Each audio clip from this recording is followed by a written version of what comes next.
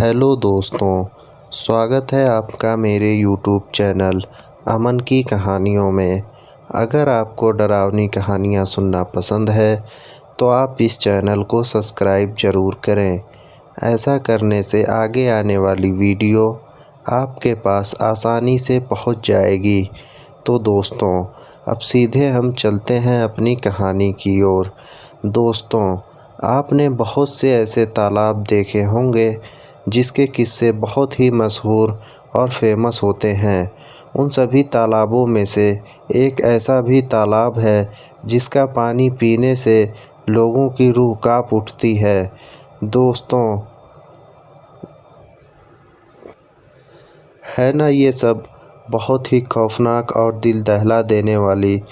दोस्तों, इस तालाब के आसपास भी लोग जाने से इतना क्यों डरते हैं, यह तो इस स्टोरी में हम आपको इस तालाब के रहस्य के बारे में बताएंगे। तो चलिए अब बात करते हैं इस तालाब के बारे में।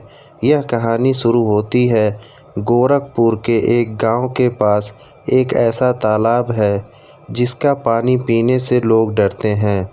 जबकि वह पानी साफ भी है, लेकिन फिर भी कोई नहीं पीता, भले ही प्यास कितनी तेज क्यों ना लगी हो। प्यास के कारण गला सूख रहा हो और प्यासे क्यों ना मर जाएं, चाहे कुछ भी हो जाए, लेकिन वहाँ के लोग उस तालाब का पानी नहीं पीते। उस तालाब का नाम सुनते ही लोगों के रूह कांप उठती है। लोग घबरा जाते हैं तो कई लोग कांपने लगते हैं। किसी को तो तबीयत खराब हो जाती है तो कोई कई महीनों तक बीमार रहता है। आप भी सोच रहे होंगे कि ऐसी क्या बात है जो लोगों को वहाँ का पानी पीने से रोक रही है, और इसकी वजह क्या है। आखिर ऐसा क्या है उस तालाब में जिसका नाम सुनते ही लोगों के रूह कांप उठती है। भले ही गांव वालों के पास करने को काम नहीं है, वह दाने दाने के लिए तरस रहे हों, पर उस तालाब के पास काम करने के लिए ग्रामीण तैयार नहीं होते। उस तालाब के आसपास बहुत ही वीरान रहता है। स्थानीय लोगों का कहना है कि वहाँ एक बहुत ही खतरनाक और बहुत बड़ी कोई महिला रहती है। वह इतनी खतरनाक है कि यदि कमज़ोर दिल वाला उसको देख ले तो उसकी मृत्यु वहीं पर हो सकती है। तो लोग कहते हैं कि वह आज भी झाड़ियों में घूमती है। कुछ बड़े बूढ़े का दावा है कि उन्होंने उसे देखा भी है। उसका चेहरा भयानक है, जो देख ले वो महीने भर होश ना आए। कुछ बड़े बुजुर्ग बताते हैं कि उसका चेहरा खून से लथपथ और कटा फटा है। उसके नाखून बहुत ही बड़े बड़े और बाल भी बहुत बड़े बड़े हैं। बड़े बुजुर्ग बताते हैं कि वह इंसानों से बदला लेती है। गांव वाले बताते हैं कि शाम 6 या 7 बजे के बाद वहां फिर अंधेरा होते ही वह आत्मा उस स्थान पर अपना कब्जा जमा लेती है, और जो भी इस तालाब के पास जाता है वो रहस्यमयी तरीके से गायब हो जाता है। लोगों का कहना है कि वहां जाने वाला कोई भी उसे देख नहीं पाता, पर झाड़ियों के पीछे उसके होने का एहसास होता है। उसके होने का एहसास ही लोगों को डरा देता है। कई तांत्रिक को बुला लिए, लेकिन वो लोग भी कुछ नहीं कर पाए। उस तालाब के बारे में लोगों के अनुसार एक महिला को उसके पति ने जिंदा जलाकर मार डाला था। वो महिला बहुत ही तड़प तड़प कर मरी थी। वह इतनी ज़्यादा तड़पी थी कि जिसके बारे में आप लोग सोच भी नहीं सकते। उसके बाद उसकी आत्मा यहीं भटकती है। शाम होते ही गांव वालों का इतना कहना है कि रोने और बचाओ बचाओ की तेज़ डरावनी आवाज़ें निकलती हैं। वह लोगों से बदला लेती है, वहाँ कोई नहीं जाता। यही कारण है कि तालाब वीरान पड़ा हुआ है।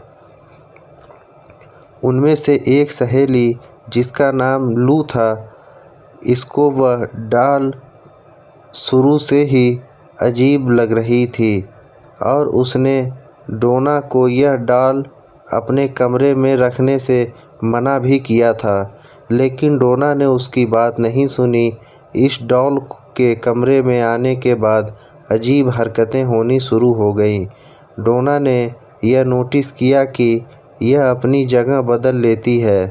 डोना ने यह कई दिनों तक नोटिस किया और अपनी दोनों सहेलियों को इसके बारे में बताया। डोना की सहेलियों ने उसे सलाह दी कि तुम इस डॉल को कमरे से निकाल दो, क्योंकि यह एक श्रापित डॉल है। लेकिन डोना ने उनकी बात नहीं मानी, क्योंकि वह बहुत प्रेत पर विश्वास नहीं करती थी। समय बीतता गया और लगभग 1 महीने के बाद उन्हें अपने कमरे में एक कागज़ का टुकड़ा मिला, जिस पर बच्चे की लिखावट में हेल्प मी लिखा था। उन्हें ऐसे टुकड़े कई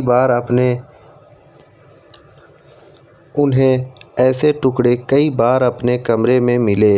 एक दिन जब तीनों सहेलियां अपने कमरे में पहुंची तो उन्होंने देखा कि डॉल छाती पर और कमर पर लाल रंग के निशान पड़ गए हैं, लेकिन क्योंकि वह नर्सिंग कर रही थी तो उन्हें उसका पता लगाने में ज़्यादा समय नहीं लगा कि यह रंग नहीं खून है। इस दौरान भी डोना की सहेलियों ने उसे बाहर निकालने को कहा, लेकिन डोना ने उनकी बात नहीं मानी, क्योंकि डोना को भी इस डॉल से अजीब तरह का लगाव हो गया था। एक दिन लू घर में अकेली थी और डोना अपनी दूसरी सहेली के साथ बाहर गई थी। तभी लू को डोना के चीखने की आवाज़ आई। वह यह भूल गई थी कि डोना तो घर में है ही नहीं, और जब वह कमरे में गई तो देखा कि उस डॉल के कमरे में उस डॉल के अलावा कोई भी नहीं है। इसके बाद कमरे से लू के चीखने की भी आवाज़ आई। इत्तेफाक से उस समय डोना और उसकी सहेली लौटकर आ चुकी थी। उन्होंने कमरे में जाकर देखा तो लू बेहोश पड़ी थी और शरीर पर गहरे चोट के निशान थे। डोना और उसकी सहेली ने लू को हॉस्पिटल में एडमिट कराया। 2 दिन बाद लू को होश आया और उसने बताया कि उस पर हमला उसकी डॉल ने किया था। यह बात सुनकर वह हैरान रह गई। डोना तुरंत ही चर्च जा पहुंची और फादर को उस घटना के बारे में बता दिया। फादर ने उनकी बात सुनकर उनको अपने सीनियर फादर के पास भेज दिया। उन्होंने कहा कि इस डॉल में बुरी आत्मा का साया है और यह बात उनके संभालने योग्य नहीं है, इसलिए उन्हें यह खबर पैरानॉर्मल एक्टिविटी एक्सपर्ट पति पत्नी को दे दी गई। यह दोनों डोना के हॉस्पिटल पहुंच गए और डॉल के साथ 1 हफ्ता बिताया। 1 हफ्ता बिताने के बाद उन्होंने बताया कि इस डॉल के अंदर शक्तिशाली आत्मा का वास है और यह आत्मा डॉल से निकलकर इंसानी शरीर में जाना चाहती है। इसने डोना का शरीर चुना है। उन्होंने बताया कि इस डॉल को डोना से जल्द दूर करना होगा। यह बात सुनकर डोना बहुत घबरा गई और डोना को डॉल से बहुत ज़्यादा डर लगने लगा। यह पति पत्नी इस डॉल को अपनी कार में घर ले जाने लगे। रास्ते में कार का काम करना बंद कर दिया, जिससे कार दीवार में टकरा गई। खुशकिस्मती से यह रही कि उनको ज़्यादा चोट नहीं आई। कार के बेकाबू होने के पीछे इस डॉल का ही हाथ था। पति पत्नी ने डॉल को तंत्र मंत्र की शक्ति से अपने वश में कर लिया और एक शीशेदार बॉक्स में बंद कर दिया। इसके बाद उन्होंने इस बॉक्स को अपने ही एक ऑक्कल्ट म्यूज़ियम में रख दिया। आज भी आप इसे इसी म्यूज़ियम में देख सकते हैं और साफ बॉक्स पर एक वार्निंग भी लिखी हुई है कि बॉक्स से दूर रहें और हाथ ना लगाएं। तो दोस्तों, इस कहानी में बस इतना ही। अब हम चलते हैं अपनी अगली कहानी की ओर। यह कोई काल्पनिक कहानी या फिल्म की कहानी नहीं है, बल्कि आँखों देखा सच है। मैं कंपनी की ओर से पिकनिक पर गया हुआ था। पिकनिक शहर के बाहर एक रिसॉर्ट में थी। पहले कंपनी के लोगों ने क्रिकेट और अन्य खेल खेले। उसके बाद रिसॉर्ट में ही बने वाटर पार्क में चले गए। वहाँ केवल कुछ लोगों को ही तैरना आता था। वह सब गहरे पानी में तैर रहे थे, बाकी सब कम गहरे पानी में तैर रहे थे। हम दोस्तों में एक शर्त लगी, पानी में एक सिक्का फेंका जाए और जो सबसे कम समय में सिक्का ढूंढ के लाएगा वह जीत जाएगा। सबने बारी बारी से गोता लगाया, मगर किसी को सिक्का मिला नहीं। अगली बारी मेरी थी। मैं भी कूद गया, लेकिन पानी में जाते ही दृश्य बदल गया। मैंने पाया कि ज़मीन 20 या 25 फीट दूर थी। नीचे एक कब्रिस्तान दिखाई दे रहा था। वहाँ एक औरत खड़ी थी, जो चेहरे और पोशाक से भारतीय नहीं लग रही थी। उसके हाथ में वही सिक्का था। वह अपना हाथ ऊपर की ओर करके खड़ी थी। ऐसा लग रहा था कि मानो कि वो मुझे ही सिक्का देने के लिए खड़ी हो। मैं जैसे ही उसके सम्मोहन में आगे बढ़ता चला जा रहा था, कुछ ही क्षणों में मैं उसके करीब था और मैंने उसके साथ ही सिक्का ले लिया। जैसे ही मैं वापस आने लगा, उसने मेरा हाथ पकड़कर खींच लिया। अब उसका और मेरा चेहरा आमने सामने था। एक ही पल में उसका चेहरा बदल गया और एक भयानक रूप ले लिया। उसकी आंखों में खून निकल रहा था और उसके चेहरे पर एक भयानक सी मुस्कान थी। मैं डर की कोई सीमा नहीं थी। मैं डर के मारे कांप गया। मैंने झटके से अपना हाथ छुड़ाया। हाथ छुड़ाते ही कब्रिस्तान और महिला दोनों गायब हो गए और मैंने अपने आप को पुल में पाया। मुझे लगा जैसे कि मैं किसी सपने से जागा हूँ। मैं जल्दी से अपना शरीर पानी से बाहर ले आया और दूर जाकर बैठ गया। मेरे सांस फूल रही थी और मैं खांस रहा था। मेरे दोस्तों ने मेरी मदद करने लगे। थोड़ी देर में मैं सामान्य हुआ।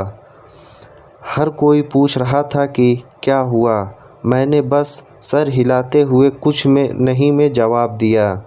मैंने मुट्ठी खोलकर देखी तो सिक्का मेरे हाथ में था। यह देख मेरे दोस्त खुशी से उछलने लगे और मुझे बधाई देने लगे। दोस्त ने फिर से शर्त लगाई, मगर मैं फिर से पानी में नहीं गया। शाम हो गई थी, हमारी बस जाने वाली थी। हम कुछ लोग सिगरेट पीने बाहर चले गए। मेरे दोस्त मजाक कर रहे थे और ज़ोर ज़ोर से हंस रहे थे। सामने खड़े एक अंकल हमारी बातें गौर से सुन रहे थे और बीच बीच में तड़का भी मार रहे थे। मैं चुपचाप खड़ा था। मेरे एक दोस्त ने मजाक में पूछा कि मैं तब से चुप क्यों हूँ, क्या अंदर कोई भूत देख लिया। यह सुनकर अंकल ने मजाकिया लहजे में कहा कि अंग्रेज़ों के ज़माने में यहाँ कब्रिस्तान हुआ करता था, ज़रूर किसी गोरे का भूत देख लिया होगा।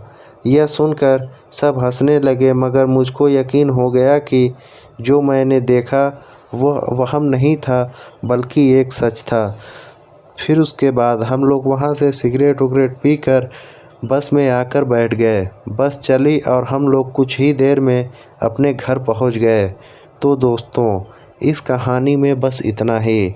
अब हम फिर मिलेंगे किसी नई कहानी के साथ। तो दोस्तों, हमारी पिछली वीडियो पर जिन्होंने कमेंट किया था, उनका नाम दीपक ठाकुर है।